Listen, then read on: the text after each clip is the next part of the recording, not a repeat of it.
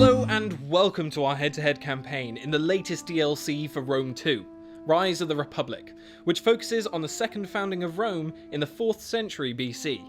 I'm Maddis and I'm going to be playing as Rome, under the command of Marcus Furius Camillus. Rome is destined for greatness, and because of this we gain a -50 to foreign occupation penalties, and a plus 10% research rate. We're going to start a few turns into the campaign.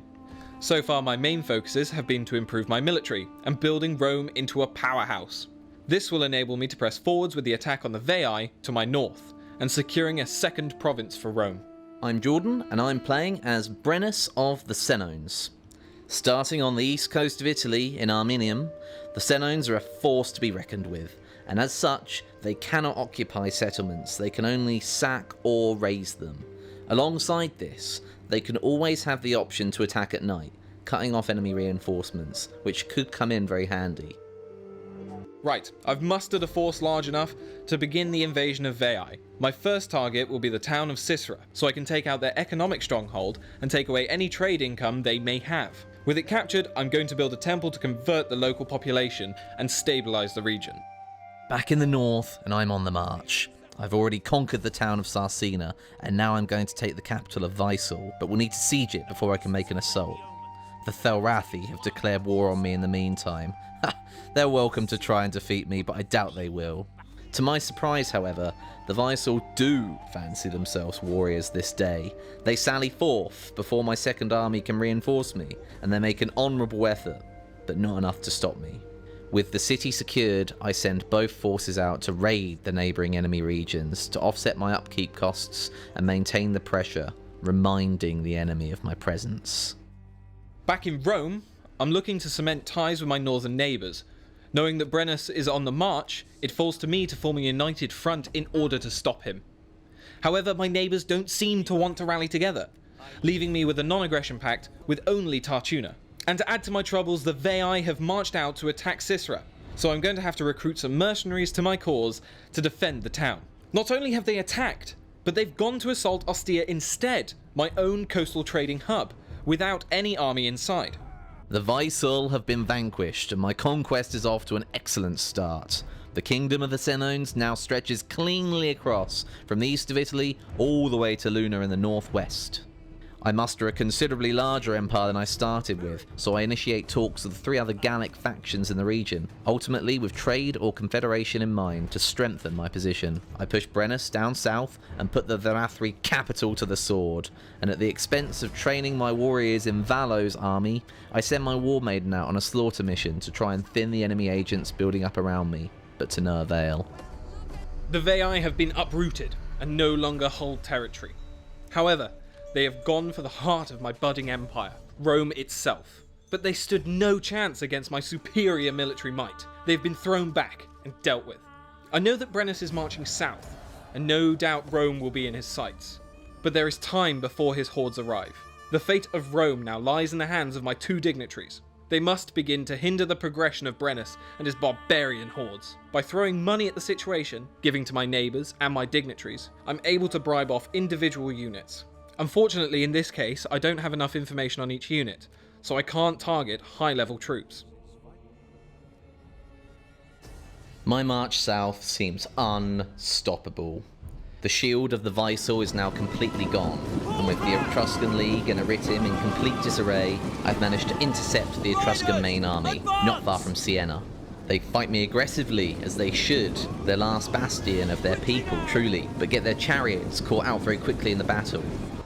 I try to push my cavalry and ranged advantage on the right flank, but get equally forced back by their mercenary archer fire. Eventually they charge me, and my young swords break the back of their army, utterly eviscerating them. In this chaos, however, Aritim have managed to march around and launch a counterattack to my rear, laying siege to the city of Vaisal once more, which means I'm going to have to pull back and defend to be able to retain the province. I leave Valo on ambush mode, defending the pass to Siena. And this is where I make my first mistake. I put Brennus in forced march to break the siege, which when I arrive leaves me completely open to a combined ambush from a way larger Aritim force, as well as a small Etruscan army. They descend upon me quickly, the heathen dogs. However, the gods smile on me and I am fortunate, I quickly outmaneuver them and crush their general, which gives me time to organise from the onslaught and quickly reform my lines on the other side of the pass to face the Aritim reinforcements. A big shout here to the naked warriors, who are cutting through units like a knife through butter.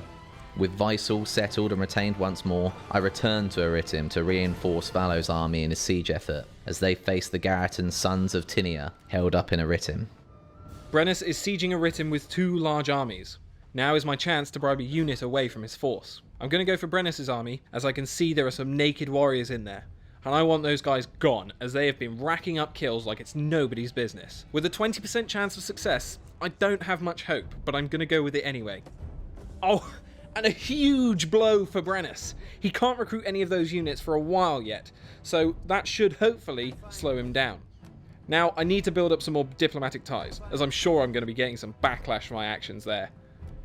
So I'm going to try and gather support with non-aggression pacts, trade agreements and defensive alliances, and ultimately declare war on Brennus and put an end to this once and for all.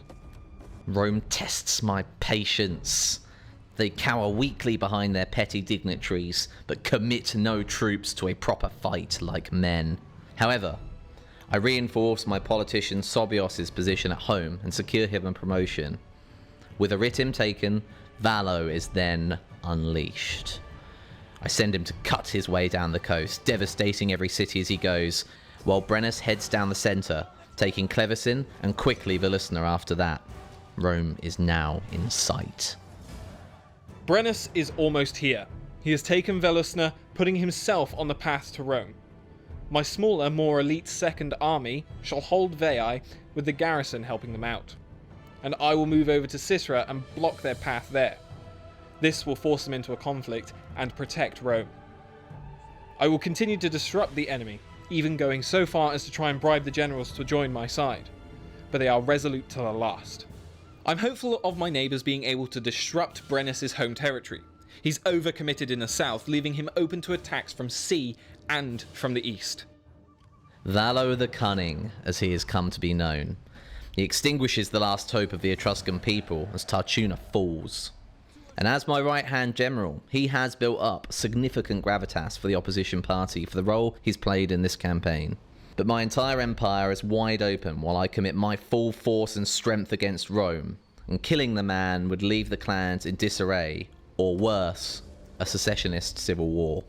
I send him to return home a hero, arranging games and festivities for the people. Then I gather support for Brennus as well in my own party, for bringing in a new general to manage the last leg of this push. I committed Valo's army, the Razorbacks, to Sisera to tie up the Roman main force, but actually disengage and rejoin Brennus and the rest of the Gallic horde just before they commit to the attack on Veii, leaving the Roman levy army heavily outnumbered and the path to Rome truly open. We are under siege. The hordes of Gauls are at our gates, and the people of Rome must fight for their survival. Veii is outnumbered 3-1, but every man will do his duty, for the future of Rome depends on this. The battle is tense. Using my settlement to my advantage, I forced Brennus to lose a large portion of his army just getting over the walls. But soon he manages to outflank me, and I must fall back. A fighting retreat causes me to suffer great losses, but nonetheless my men fight on. But soon all is lost. Veii is sacked, and everyone is killed. With Veii lost, I have to make my final stand at Rome. Brennus has taken a substantial amount of losses, which has weakened his position, but still he marches on. The legions of Rome must not falter. To ensure the continued stability of Rome in the face of defeat, I have gathered support to elevate myself from consular tribune and general to dictator, giving me all the powers of the Senate. As we encamp mere miles from Rome, I send word to the Council of Druids in Arminium. Do the gods favour our conquest? I'm looking for a final sign, an omen, a window into the future, for if I, as chief, am justified in my decisions. Smite the Romans is the message that returns to me, and with a roar from my men, by divine right, so be it, we will.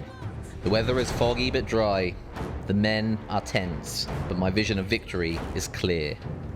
I, Brennus, lead the main force. It has been a long and bloody 15-year campaign to get here. Italy has literally been hewn in two. Tens of thousands have been put to the sword. Nearly 20 cities have fallen. I deploy my forces to the south of Rome, with reinforcing armies approaching from the east and west.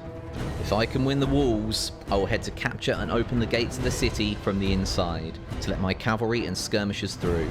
As the enemy inevitably reform their lines back in the streets, we will overwhelm and outflank them with our numbers on all sides, as quickly as we overwhelmed Italy in getting here. Show them no mercy, men, for you shall receive none.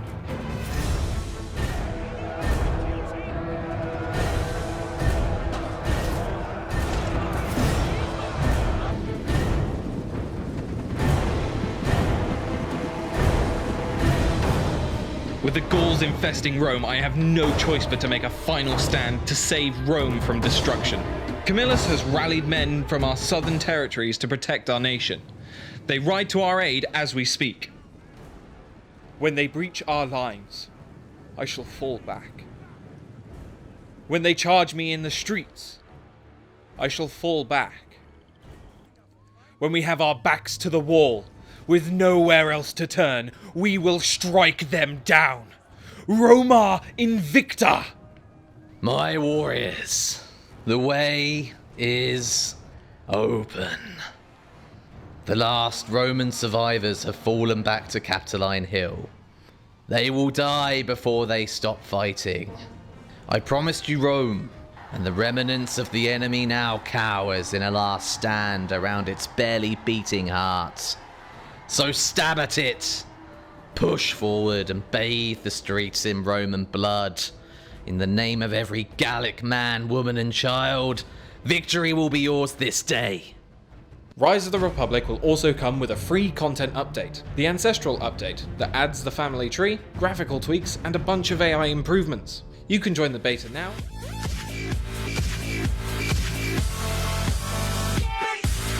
Like and share if you enjoy the video and think others might benefit from this, and of course subscribe and hit the notification button if you are new to the channel and want to be notified every time I post a video.